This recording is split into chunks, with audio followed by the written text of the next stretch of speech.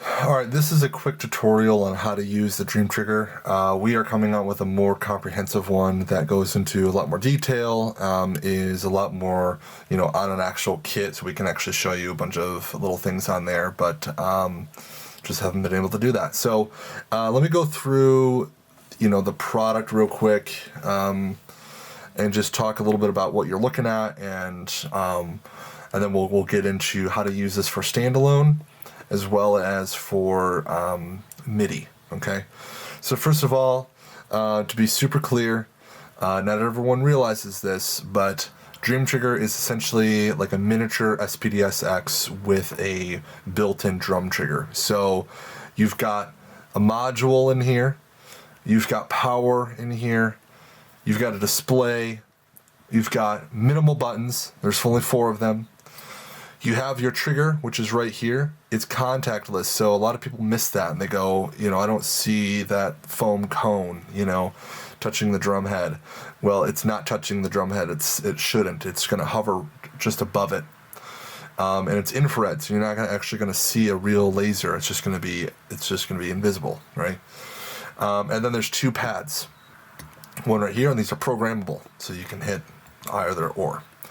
Now this can handle both MIDI, so it sends MIDI out through the USB. It can also do standalone. So I think at this point, there is 16 gigs of memory on here, so you can actually preload all of your samples onto it beforehand, and you can avoid having a computer, sitting next to you at a show. But also, I use Ableton pretty heavily. So if you were one that wanted to program a more advanced show and be able to have a little bit more control, our software is pretty basic. It's basically just loading a static audio sample to the file to the device. Whereas, as we know, Ableton is super comprehensive and can do a lot of things once you have a MIDI grid set up. So that is an overview of what DrēmTrigger is. Now let's get into some of the settings. So we're going to power this on. To do that, you're just going to hit power. You're just going to hit power, maybe press it and hold it. So, hopefully you can see that. It turns on, and as you strike these different sensors, you'll see this little line appear. And that is just saying that there is a signal going to that pad or that trigger. So this is pad 1, and this is pad 2. Okay? And then this is just the trigger. And so you'll see here that you have scene 1. This can take up to 20 scenes. So if I go back, I go to the 20th scene, but I can go toggle all the way up to 20 scenes. At this point, I haven't heard anyone say that they've maxed out all 20 scenes.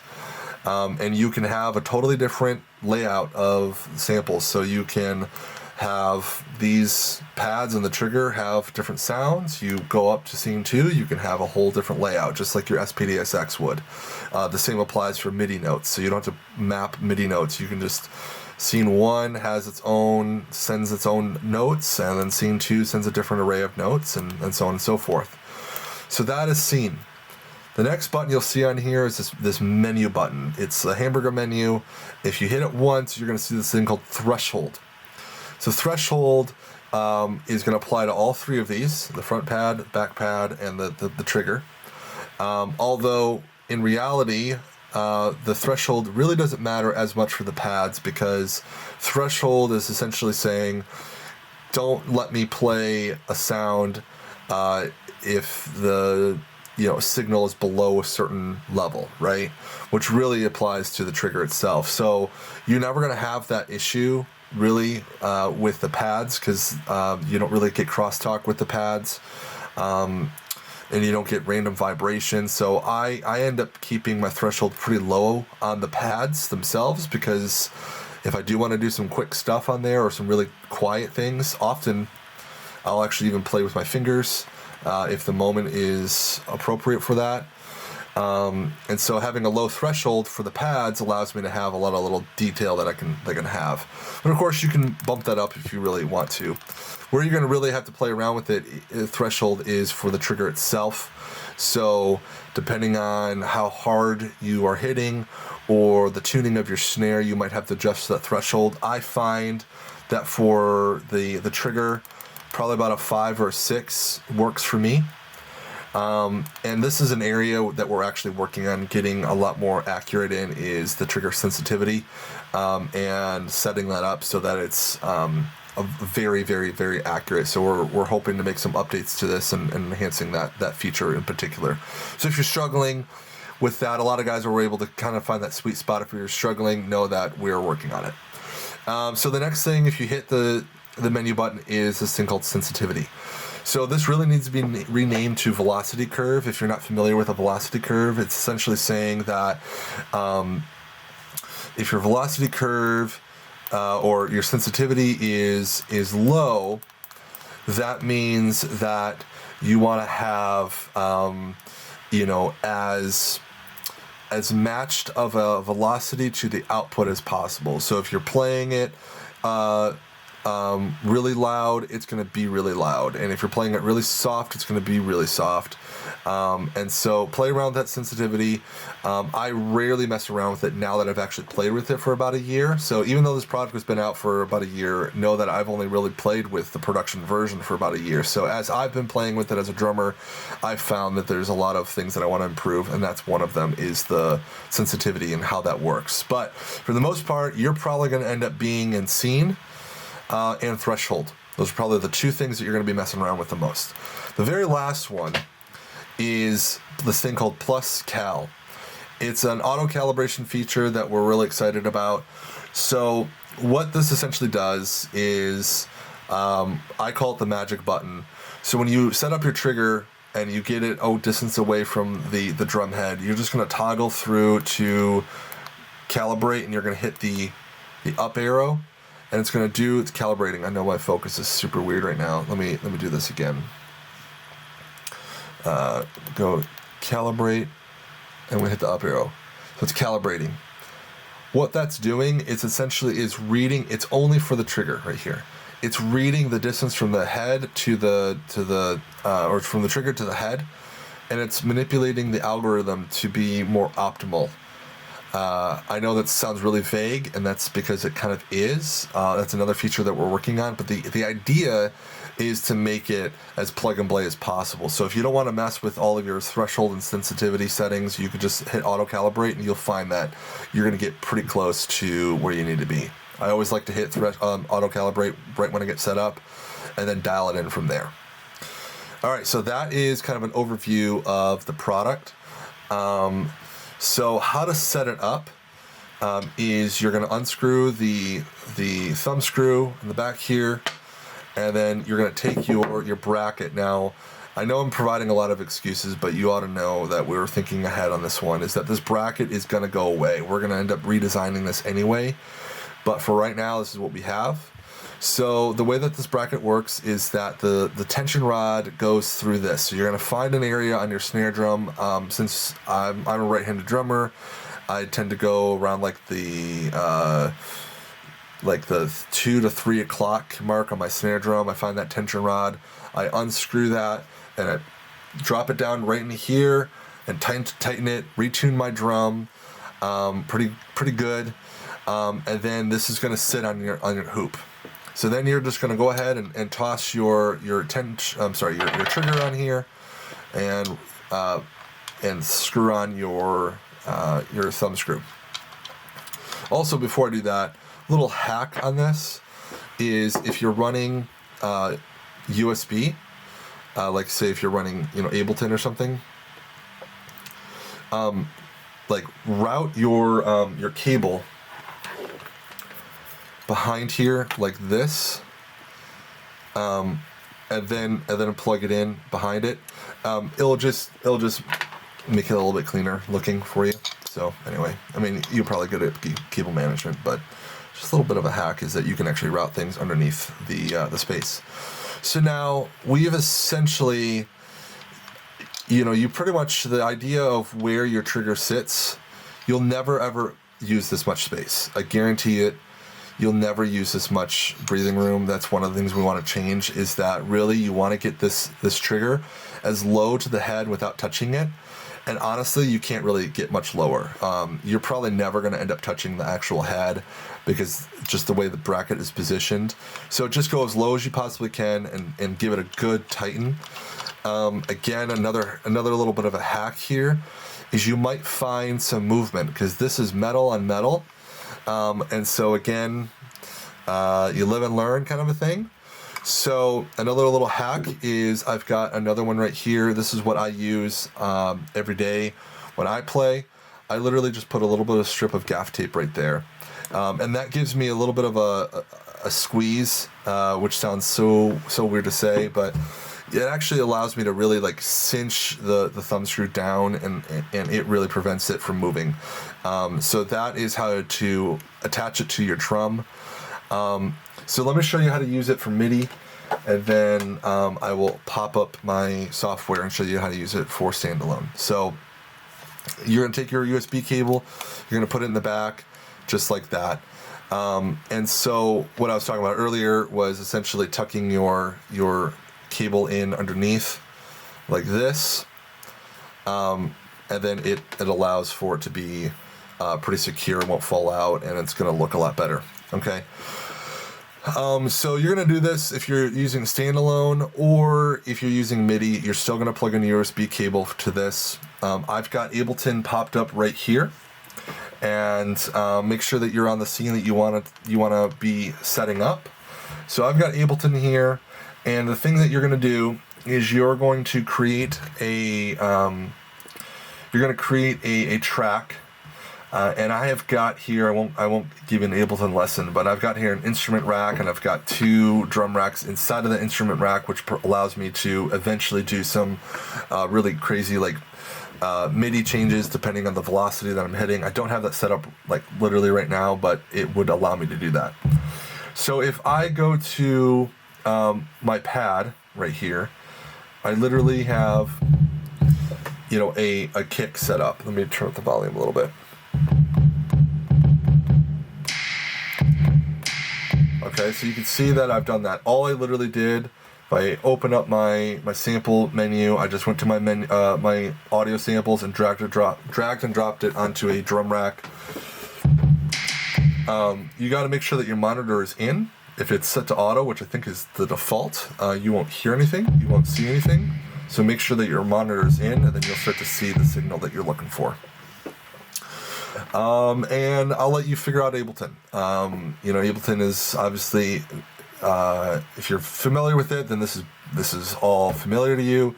And if you're not, then I encourage you to get into it because it's super cool. So let's pop open the launch software. So let me open that up real quick. So again, I mean, we're a new company, and that means that a lot of things are still, you know, being developed. This is our launch software. It's in beta.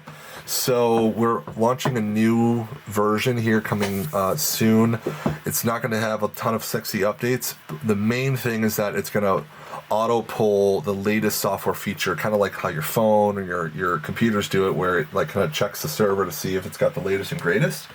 And that is what this is going to do, so that we can produce more updates more often, because we still have drummers that say, I have an issue with my DrēmTrigger, and I go, tell me the latest software version, and usually it's because of that, because we've come out with updates, and it turns out they've had an old version of the software, and they never got the memo that the latest one came out, and that is certainly on us. But we want to make sure that everyone's got the latest and greatest, and so that is what we're going to do. So over here, again, don't get too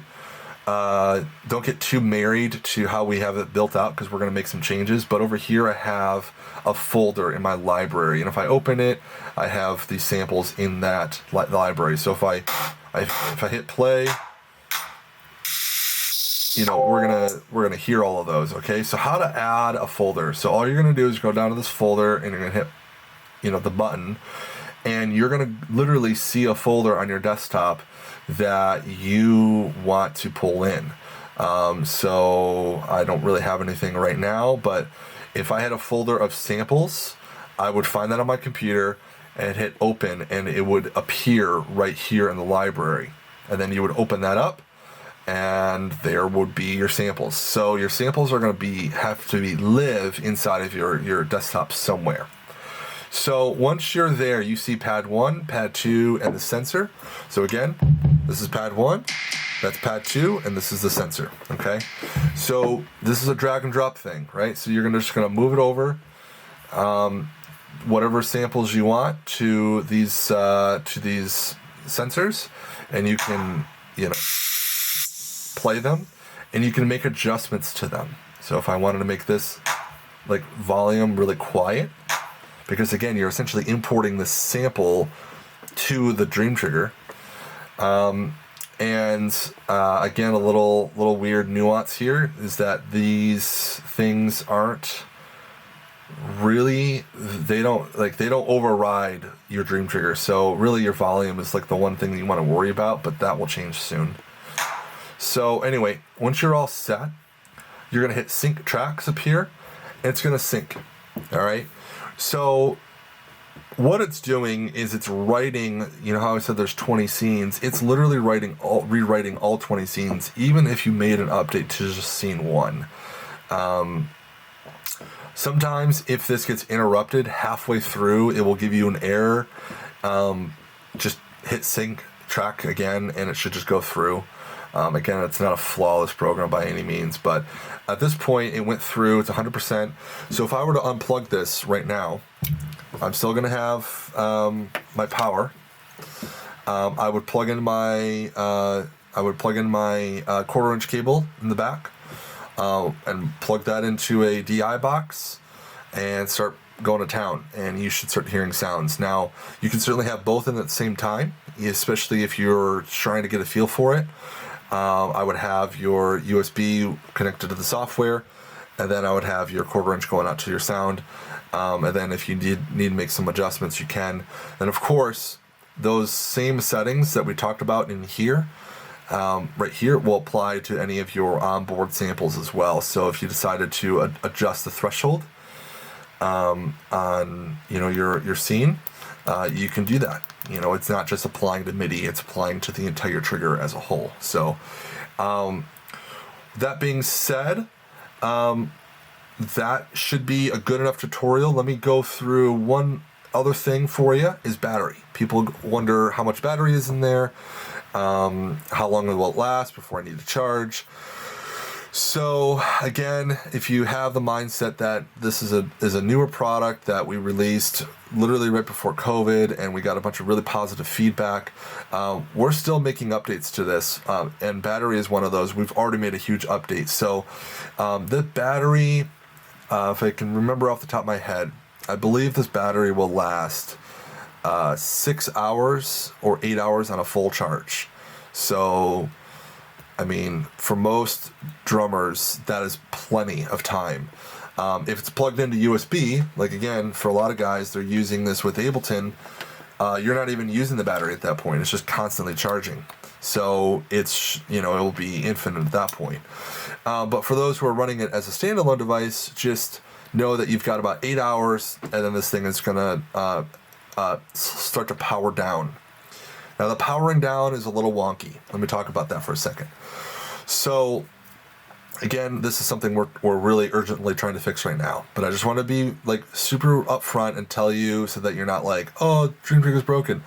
So, in most of our, phones, or any normal device, if the battery's low, it tells you, hey, it's low. And if you just ignore it and you just let the thing die, it starts to power off by itself and just goes down, right? Our computers do that. Our computers start to it starts to get slower. Actually, if there's not power, it starts to get slower, and then eventually just dies, right? DrēmTrigger doesn't have that protocol built in it yet. So when the battery gets low, instead of just powering off like a normal device, it starts to get stupid, right? And so one of the things that it will do is it will freeze up on you, which is literally the worst thing that could ever happen. So you'll be like, hey, it's not responding. You'll literally be hitting buttons. You'll even hit the power button and it won't power off. And there's no hard reset, which is, again, we're trying to urgently fix this. But I'm trying to be really clear with you, and really upfront and transparent. So that only happens if you don't have a proper charge on it right now. And anyone, 100% of the people who have said it's not responding to me, I say, have you charged it? They go, actually, I don't know when the last time I charged it was. So that tells me that the battery was near dead when they tried to power it on. And it either froze while in the process of powering on, so it looks visually like it's off, but it's really on, and then it's frozen in that off-looking state. And the only way to fix that, honestly, is to let this thing die. You literally just set it down, leave it, and it's going to die. Give it a couple hours, give it overnight, it's going to die. And then you'll plug it in, and it'll fire up, no problem. Again, don't get used to that. Don't let that don't be thinking that's going to be a normal thing. That is not going to be normal for us. It will be a proper product where there's going to be a battery indicator on here. And if the battery's low, it's going to tell you it's low. And then if it gets too low, it is going to properly power off. It's not just going to lock up and not let you do anything. And then there will also be a hard reset in the event something like that happens. So all that to be said, that is kind of an overall tutorial of how to use the product. I certainly hope that you have a lot of fun with it, and that it works for you. And I hope that you come to me if you have any questions, comments, concerns, or feedback or feature requests, because again, we're constantly trying to improve this product. We're trying to first make it a lot more stable. We're trying to improve some of the obvious things like the bracket, the power issue that I talked about, and then the sensitivity of the trigger itself. And then if we get those three, the big three, then we know that we can really start making some really cool features that make it a lot more fun to play. So with that, have a good day, and let me know if you have any questions. Thanks.